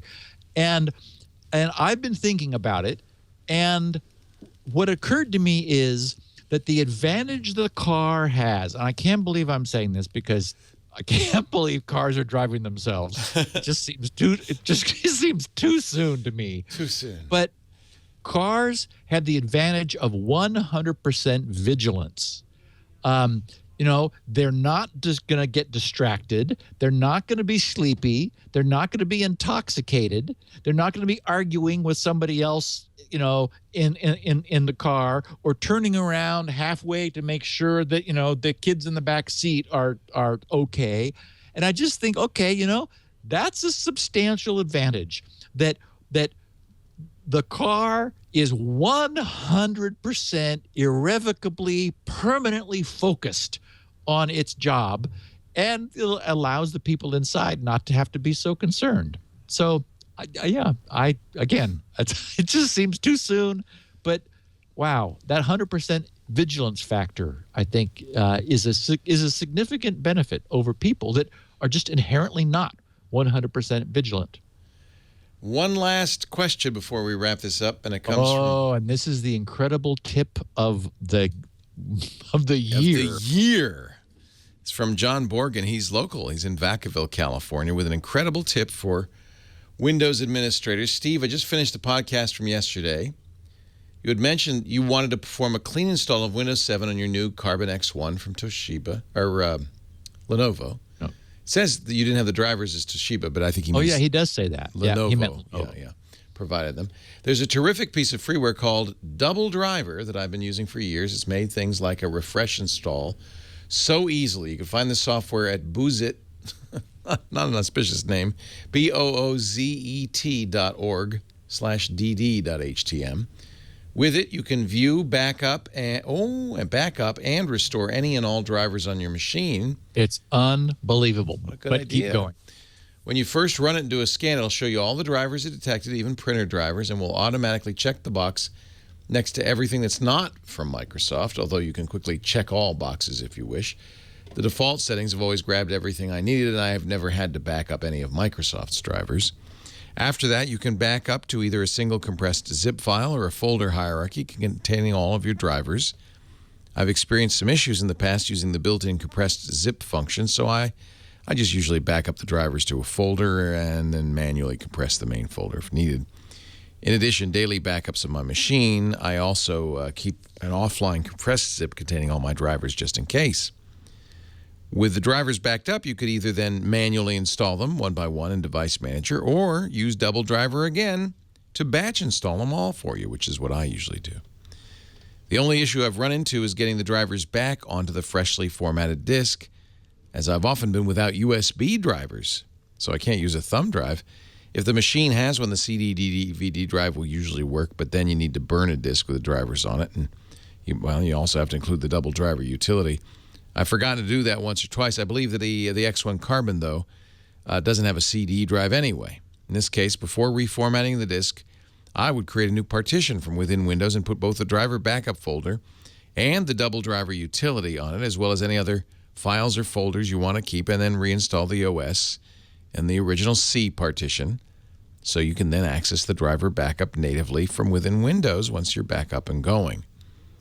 I don't know if you are still looking to reformat that X1 Carbon or not, but if so, I hope this finds you well. Thanks for everything you do. And you've got a link. Well, okay, so here's the deal. First of all, when I first started reading this, I'm thinking, what's it going to do? Like copy the sys file or the something somewhere. This utility is amazing. I don't even know how it does what it does, but it recreates the original set of files, the INF, all of the whole file set, because a Windows driver is not just one file. There's a whole bunch of other registry gobbledygook and settings and as I said, INF files. There's a .cat file and other stuff. It finds it all and pulls it all back together, so that so it's like what the manufacturer originally had, which allows Windows to install it. Now, the bad news is not only is boozit.org a somewhat worrisome domain, but neither of the download links work. The first link goes to Dropbox, with Dropbox complaining that that there have been too many uses of the link, and so the account is shut down. And the other link went somewhere else. I can't remember now where. It went to some strange page that didn't seem related. So I thought, okay, I have to find this. So I went looking, and I found 3 copies of it. And I was very careful because, I'm not wanting to download malware into my machine, and certainly not to recommend or cause anyone else to do so. I found it on 3 different download sites, and I've took hashes of the 3 zips, and they're identical. And one of the sites is one of Mark Thompson's very good friends, snapfiles.com, which is a website I know through Mark, the guy who runs it. He scans everything. It's 100% above board, and I would trust it completely.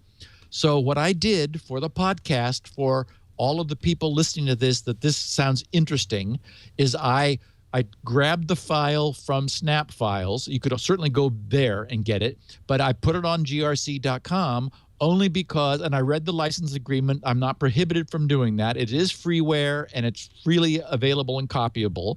So and I made it as easy as possible. grc.com/doubledriver.zip. grc.com/doubledriver.zip. And again, I'm astounded by this thing. I wish I knew about this years ago, but anybody who juggles Windows systems around who doesn't know about this, check it out. It's very nicely written, brings up a clean list box of all the drivers in your system. As he said, with the ones that are not Microsoft checked, there are options for uncheck all, check only Microsoft. You can back the whole thing up into a directory hierarchy, which you then zip. And then it adds its own little ini, which is an information file for it, which is what it uses if you want it to do the driver reinstall. Anyway, I was so impressed. grc.com/doubledriver.zip. I inspected the files, looked at them carefully, and as I said, multiple download sites have the exact identical zip, so I'm as comfortable as I could be without having downloaded it from the site of origin, because you can't. That this thing is legitimate and is free of any problems. And I know that the place I got it from, Snap Files, aside from it being absolutely bit identical to several other locations on the net, this guy really checks the stuff over as well as, better than I would. So there you go. I'd have to guess it's abandonware. The program hasn't been updated since August 2010.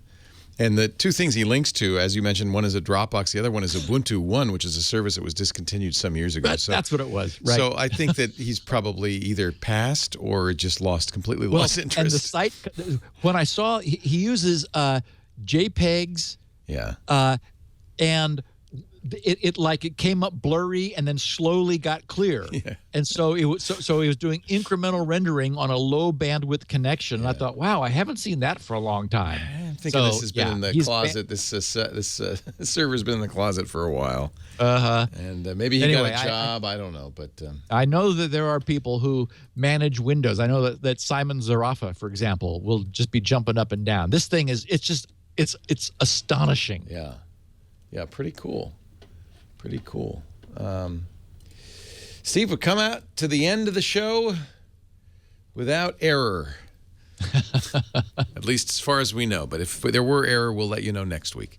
That's why you want to be here every week. No, not for that. You want to be here every week because there's always great stuff. You can find Steve's Spinrite, the world's best hard drive maintenance and recovery utility, along with Squirrel and all the other cool things he does at his site, grc.com. He also has the audio version of the show and human-written, readable transcripts so you can read as you listen or just read. And search. It's great for search, too. All of that, grc.com. We have audio and video of every show, of course, at our website, twit.tv/SN. And let's see what else. You can find it everywhere because it's been around for a few years.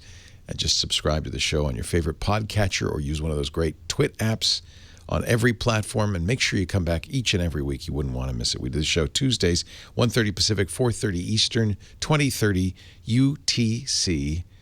And you can join us in the chat room, too, at irc.twit.tv. And next week, have your propeller beanies handy. Ooh, what are we doing? Because we're going to go that cool look at Intel's solution to the problem of hackers being able to execute code on your system with this CET technology that further enforces and locks down what can be done when something malicious gets into your system and is trying to execute code that was never intended to be run that way. It's Intel upping the bar in another very cool fashion. So I guarantee everybody will have fun getting down at the bare metal level.